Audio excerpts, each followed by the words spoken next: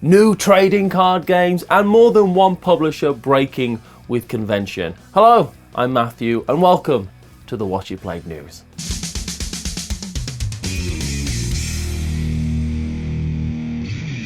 Disney have entered the battle arena of card games. It's more of a shelf, really, but there's a massive announcement that's got a lot of people very excited. Lorcana is a trading card game along the lines of Pokemon or Magic the Gathering, being published by Ravensburger, that features Disney characters in both their original and reimagined art styles that live in an all-new world of Lorcana.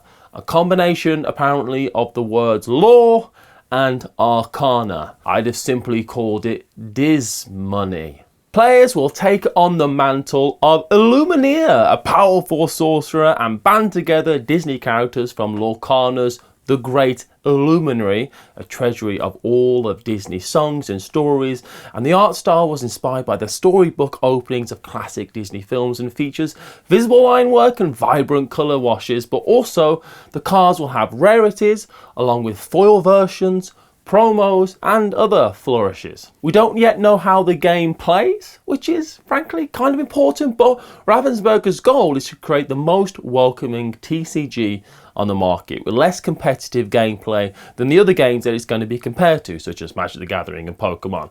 Plus, less words than a Yu-Gi-Oh card, which has to be a good thing. And it seems though Ravensburger have secured a multi-year contract with multiple different sets of Lorcana planned. If anyone can make this work, in my opinion, it's Ravensburger. They've proven themselves to be capable with Disney IPs with games like Villainous in the past, but while the game is way less competitive than others, the TCG market itself isn't. It's cutthroat. Lots of games come and go. I really want to give this one a shot, but the trappings of the genre has its pitfalls. And there's a lot that we don't know, such as the card rarity options, price point, variation, set releases. Will this have booster packs, multiple play formats, tournaments, online play, all things that us TCG players have kind of grown used to? Who knows though? I'm hoping for something amazing here, and I for one can't wait to give it a go. Even if Illumineer makes me think I'm playing specifically as a candlestick.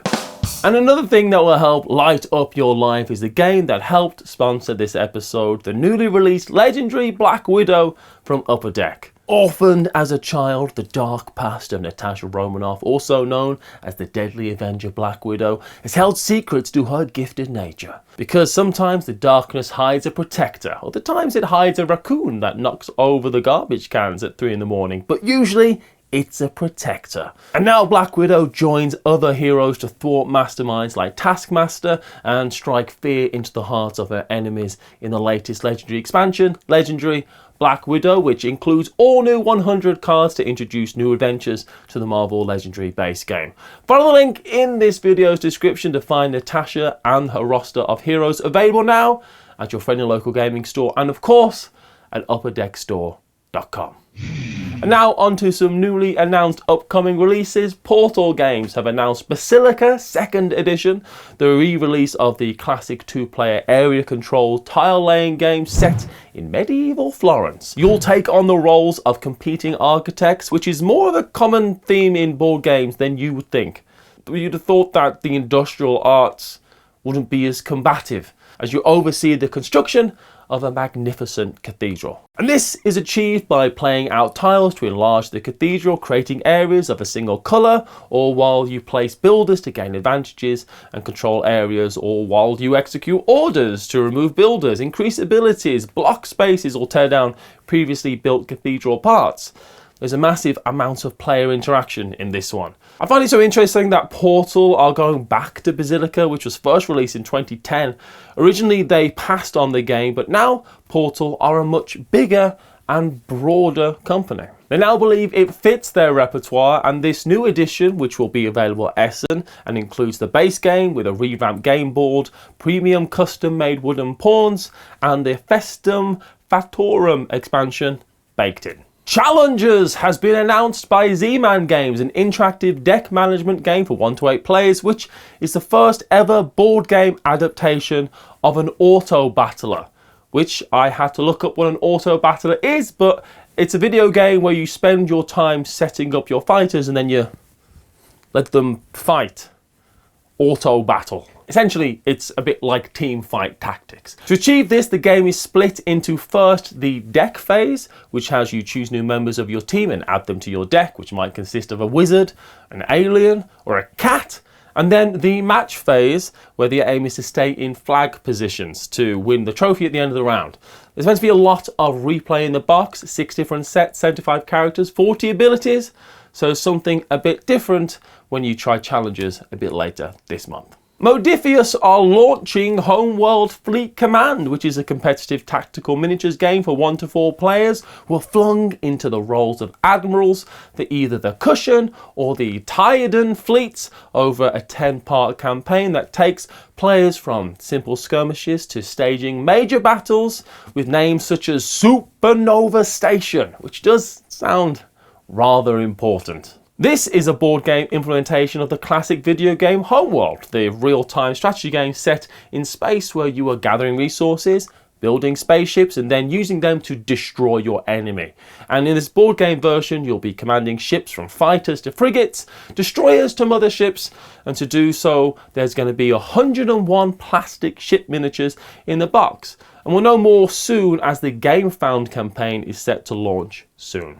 I should have said set to blast off soon. Missed a trick there, didn't I?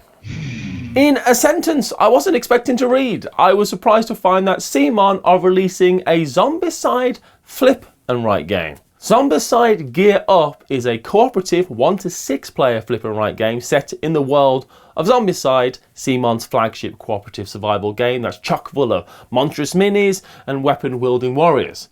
A world that I'm sure is just lovely. And in Gear Up, releasing any day now, you'll take on a survivor who can have 4 weapons alongside with their damage, armor and ammo tracks, and you'll be trying to gear up, as the name suggests, getting stronger and more deadly as you continually face off against waves of zombies, hoping that you'll be strong enough to face the boss at the end.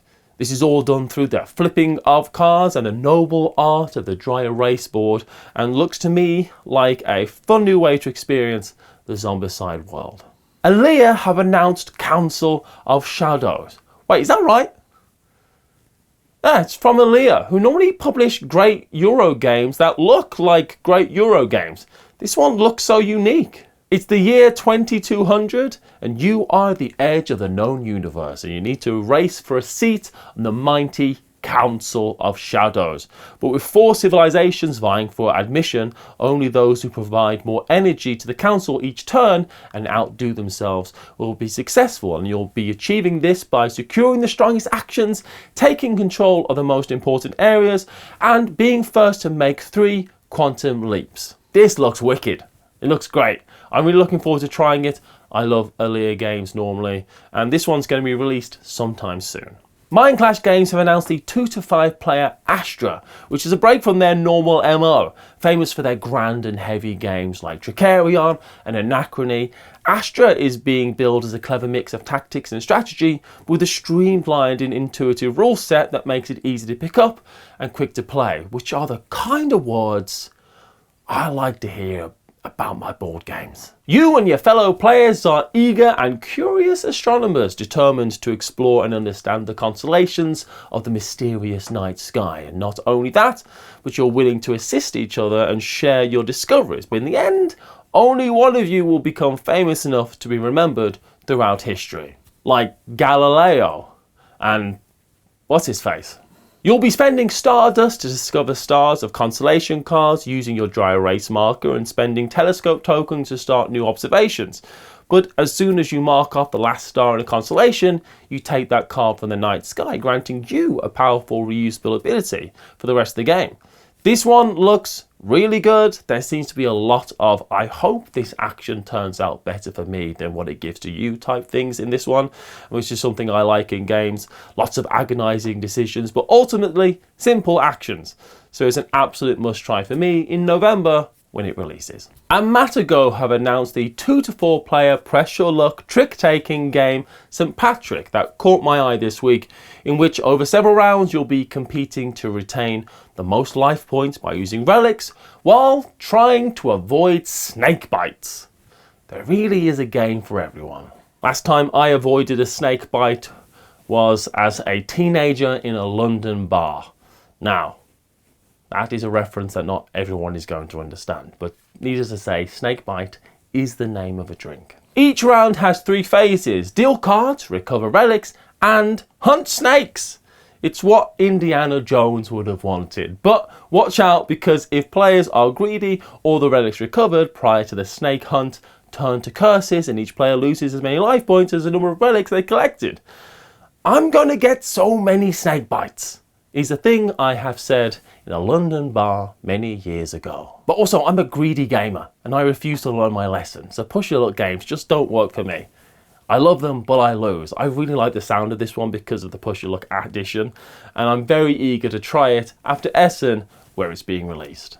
And AireCon 2023 is officially on the books, with a bunch of information being released. Watch It Played are back in partnership with the Yorkshire Convention that's happening from the 9th to the 12th of March 2023 in sunny Harrogate. Why sunny in quotation marks? It could be sunny in Yorkshire in March.